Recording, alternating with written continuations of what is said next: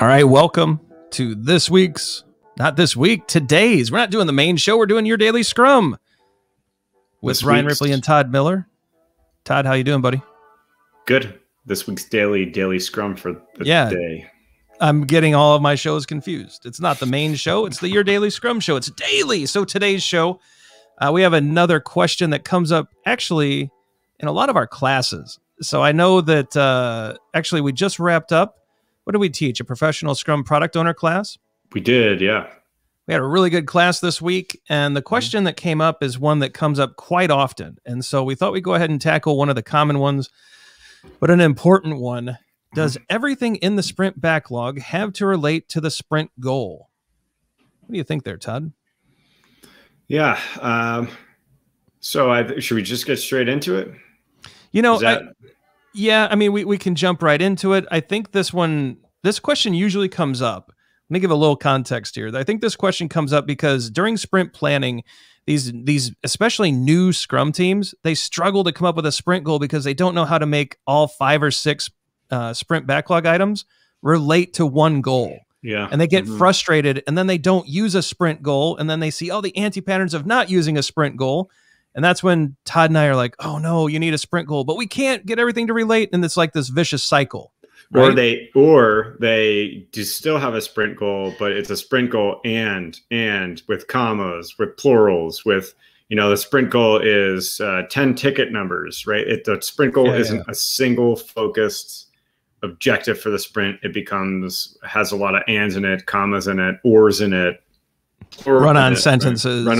Run-on sentences. We've seen it all here, everybody. And so I guess with that context, let's just say no. No, not every item in your sprint backlog has to relate to the sprint goal.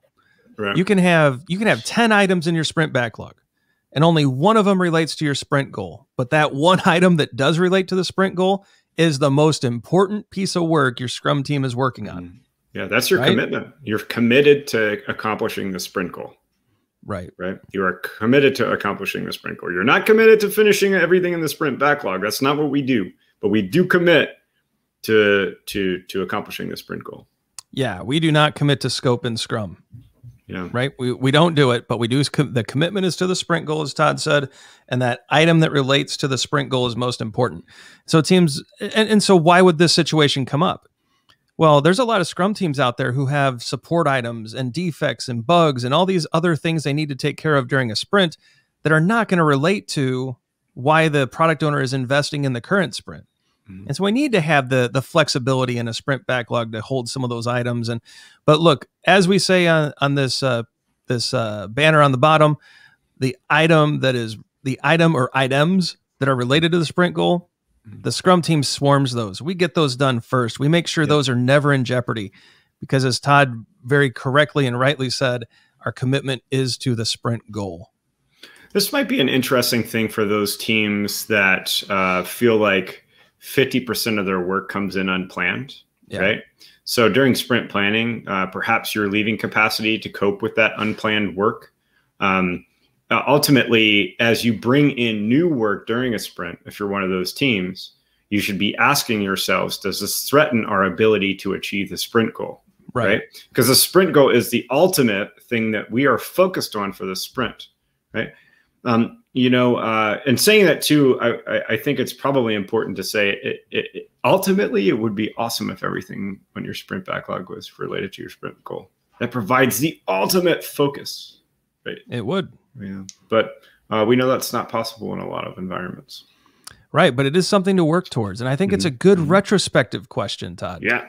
Why is it that our work is not solely focused on the sprint backlog or on the sprint goal? And what could we do to enhance our ability to have that work solely focus on the sprint goal? Yeah. You might discover some interesting things about defects and bugs, and perhaps if we address some core issues, those things go away. But I think that's a fascinating retro question as well. Yeah, I think so too. All right. I don't think we have anything else to say here on this one, so we're going to go to the close. And we really appreciate the question. We get this one a lot. I think we've seen it in some of the comments. We see it in the classes.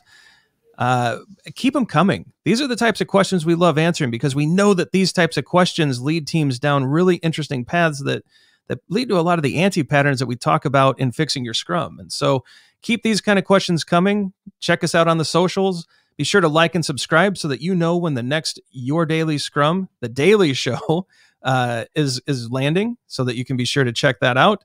We've provided some extra videos here on the end screen where you can take a look at other playlists and other things that we offer.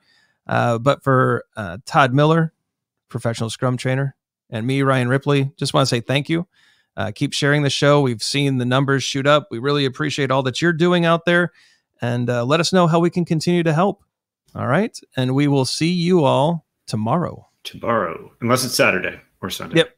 And then you won't see us. Nope. But if it isn't, if tomorrow's like Tuesday, then you'll see us. Yep, you will. Have a great day.